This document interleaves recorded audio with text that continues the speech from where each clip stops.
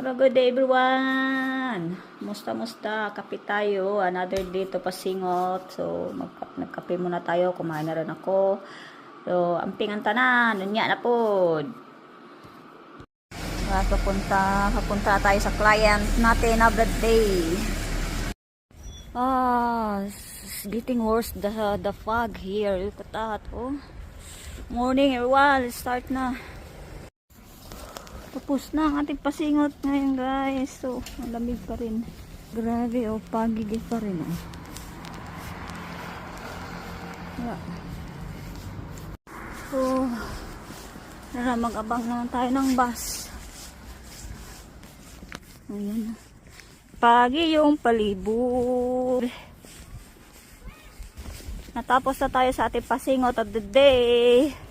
Punta tayo sa ating another pasingot.